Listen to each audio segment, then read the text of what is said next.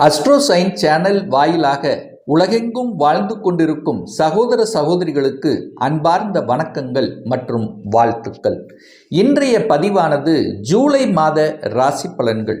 முதலில் ஜூலை மாதத்தினுடைய கிரக நிலைகளை பார்க்கலாம். அதன்படி பார்க்கும் பொழுது மீன மனையில் இருக்கக்கூடிய சனி பகவான் வக்ர நிலையை அடைகிறார். அதாவது ஜூலை மாதம் 13ஆம் தேதி.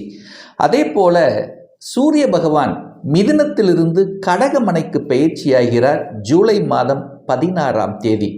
ஜூலை மாதம் 18ஆம் தேதி கடகமனையில் இருக்கக்கூடிய புதன் பகவான் வக்ர நிலையை அடைகிறார். செவ்வாய் பகவான் சிம்ம மனையில் வீற்றிருக்கிறார் அல்லவா, கேதுவோடு சேர்ந்திருக்கார். அந்த செவ்வாயினுடைய பயிற்சியானது ஜூலை மாதம் 28ஆம் தேதி சிம்மத்திலிருந்து கன்னிமனைக்கு பயிற்சியாகிறது. அதே போல சுக்கிர பகவான் ரிஷப மனையில் ஆட்சி பலத்தோட வலிமையாக இருக்கார். ஸோ இந்த ஜூலை மாதம் 26ஆம் தேதி அன்று மிதுன மனைக்கு பயிற்சியாகிறது. ராகு பகவான் கும்பமனையிலும் கேது பகவான் சிம்ம மனையிலும் இருக்க, சந்திரன் மனோ காரகனான சந்திரன் இந்த ஜூலை மாதத்தின் தொடக்கத்தில் கன்னிமனையில் பிரவேசிக்கிறார். ஸோ இந்த கிரக அமைப்புகளை வைத்துக்கொண்டு இந்த ஜூலை மாதம் என்ன நடக்கும், என்ன பலன், எப்படி இருக்கணும் என்பதை பற்றியும் எந்த தெய்வ வழிபாடு உகந்தது என்பதை பற்றி இந்த பதிவில் நம்ம டீட்டெயிலாக பார்க்க போகிறோம். அதற்கு முன்னால் நம்முடைய சேனலை நீங்கள் ஃபஸ்ட்டு டைம் பார்ப்பவர்கள் என்றால் மறக்காமல் சப்ஸ்கிரைப் பண்ணிக்கிங்க. துலாம் ராசி அன்பர்களே, இந்த ஜூலை மாதம் என்ன பலன் எப்படி இருக்கும் அப்படின்னு பார்க்கும் பொழுது, உங்கள் ராசிநாதன் என்று சொல்லக்கூடிய சுக்கிர பகவான் ஆட்சி பலன் பெற்று ஸ்ட்ராங்காக இருக்கார். ராசிநாதன் வலுவாக இருக்கார். ராசிநாதன் வலுவாக இருந்தாலே எதையும் துணிச்சலாக செய்யக்கூடிய அந்த தன்மைங்கிறது இயல்பாகவே உங்களுக்கு வந்துடும். ஆனால் எங்கே இருக்கார்? 8ஆம் இடத்துல போய் உட்கார்ந்துருக்கார், அட்டமஸ்தானத்தில் இருக்கார். நெகட்டிவ் விஷயத்து போயிடக்கூடாது. அதாவது தைரிய வீரியத்துடைய கொடுத்து தைரியமாகவும் வீரியத்தோடும் செயல்படுவீங்க. ஆனால் நெகட்டிவ் விஷயத்துக்கு போயிடக்கூடாது. ஏன்னா 8ல் போய் நீங்கள் உட்கார்ந்துருக்கீங்கன்னு அர்த்தம்.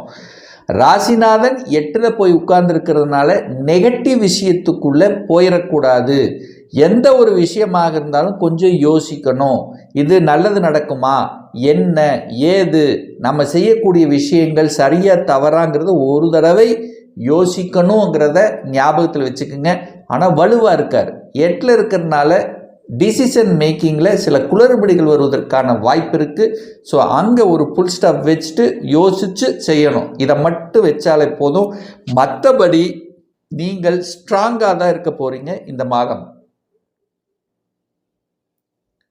அடுத்த ஒரு நல்ல குட் நியூஸ் அப்படின்னா, முயற்சி ஸ்தானத்தின் அதிபதியான குரு பகவான் முயற்சி ஸ்தானத்தையே பார்க்குறார். அது சூரியனோடு இணைந்து குரு சூரியன் இணைவு பெற்று சிவராஜ யோகத்துடன் பாக்யஸ்தானத்தில் இருந்து 3ஆம் இடத்தை பார்க்குது. அப்போ 3ஆம் இடத்தின் செயல்பாடுகள் சூப்பராக இருக்க போகுது. 3ஆம் இடம் என்ன? இளைய சகோதர சகோதரிகளை குறிக்கக்கூடிய இடம். நல்லா இருக்க போகுது.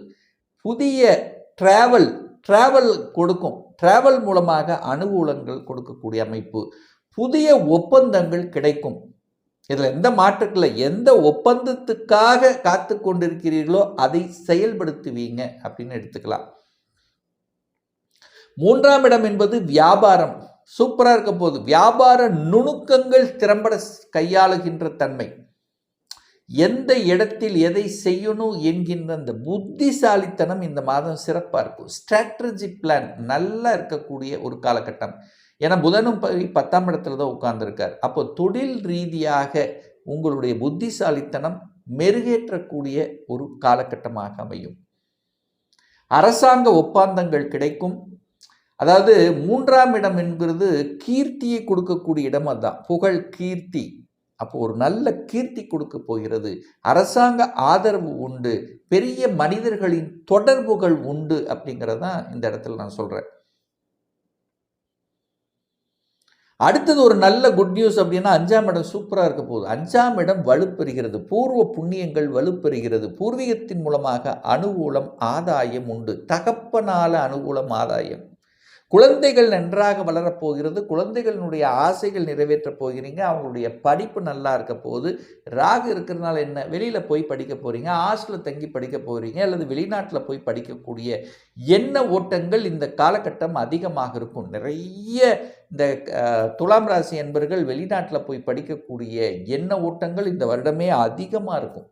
அதற்கான செயல்பாடுகள், அதற்கான முயற்சி எடுத்தீங்க அப்படின்னா சக்சஸ் கொடுக்கக்கூடிய ஒரு காலகட்டம் அப்படின்னு எடுத்துக்குவேன். அடுத்தது ஒரு நல்ல குட் நியூஸ் அப்படின்னு எடுத்துக்கிட்டா, இந்த துலாம் ராசி என்பவர்களுக்கு குழந்தை பாக்கியம் அருமையா இருக்க போகுது. ராகு இருக்கார். ராகு இருந்தாலும் செயற்கை முறையில் கருவூட்டல் ட்ரீட்மெண்ட் எடுத்துக்கொண்டிருக்கக்கூடிய இந்த துலாம் ராசி என்பவர்களுக்கு ஒரு நல்ல காலகட்டமாக இருக்கும். என குரு பார்க்கிறார்.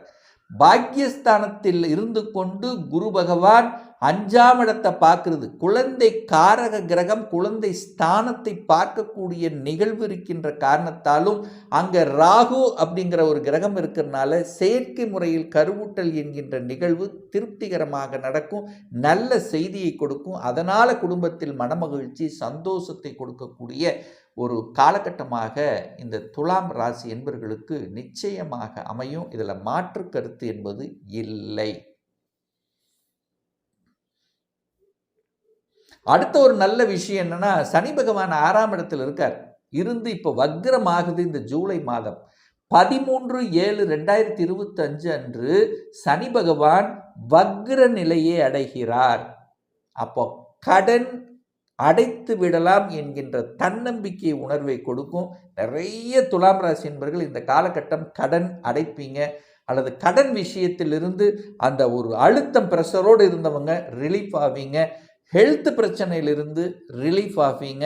நிறைய நாள் நெடுநாள் ஒரு வருடமாகவே ஒரு பெரிய ஒரு ட்ரபிள் இருந்தது. ஒரு நல்ல எப்படித்தான் நம்ம சரியாகிறது நினைச்சிடறவங்கெல்லாம் இந்த வக்ரமான பிறகு அது சரியாகக்கூடிய தன்மை ஏற்படுத்தும்.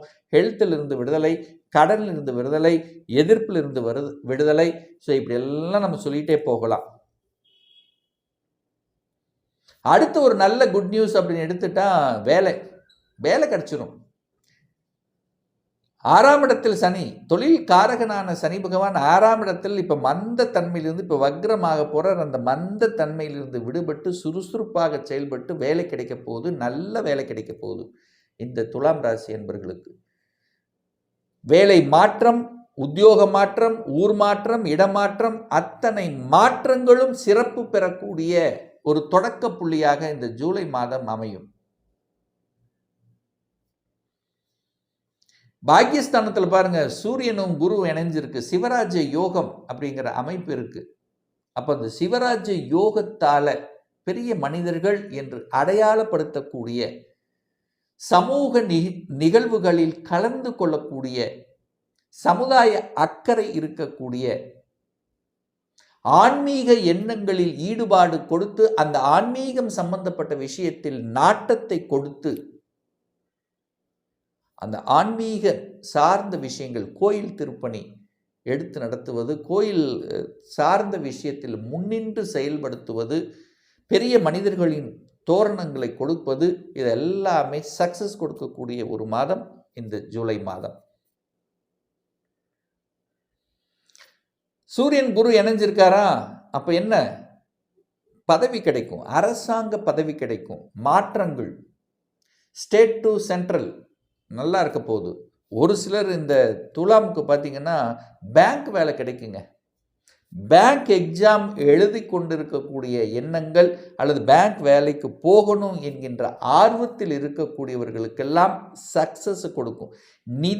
நீதி சம்பந்தப்பட்ட நீதித்துறை சம்பந்தப்பட்ட விஷயத்தில் இருக்கின்றவர்கள், சட்டம், அந்த சட்டத்துறையில் இருக்கின்றவர்கள், ஏற்கனவே வக்கீலாக இருந்தால் அடுத்த நீதிபதிகளாக உயர்வு பெறக்கூடிய தன்மைகள், இதெல்லாமே இந்த காலகட்டம் சிறப்பு பெறக்கூடிய ஒரு காலகட்டமாக இந்த துலாமுக்கு நிச்சயமாக அமையும். உங்க ராசிநாதன் போய் 8ல் உட்கார்ந்துருக்கார் அல்லவா, 8ஆம் இடம் சுபத்துவம் ஆகும்போது எதிர்பாராத அதிர்ஷ்டத்தை கொடுக்கக்கூடிய ஒரு மாதம். அதாவது வலிங்கிற இடத்துல போய் உட்கார்ந்தாலும் அது வலி என்று சொன்னாலும் எதிர்பாராத அதிர்ஷ்டம்ங்கிறது அந்த 8ஆம் இடத்துல இருக்கு. ஒரு சிலருக்கு திடீர் லாட்ரி கிடைக்கும், திடீர் ஷேர் மார்க்கெட்டில் நல்ல காசு, இந்த மாதிரி அதிர்ஷ்டவாய் இன்சூரன்ஸ் பணம், ஸோ இதெல்லாமே கிடைக்கக்கூடிய ஒரு காலகட்டம் இந்த துலாம் ராசி என்பவர்களுக்கு. குரு பகவான், அதாவது குரு 6க்குரியவன் 9ஆம் இடத்தில் இருக்கிறதுனால நிறைய பேர் பார்த்தீங்கன்னா நெடுந்தூர பிரயாணங்கள் அப்படின்னா கடல் கடந்து செல்லக்கூடிய அமைப்புகள், வெளிநாட்டு தொடர்புகளை கொடுக்கக்கூடிய ஒரு காலகட்டமாக அமையும்.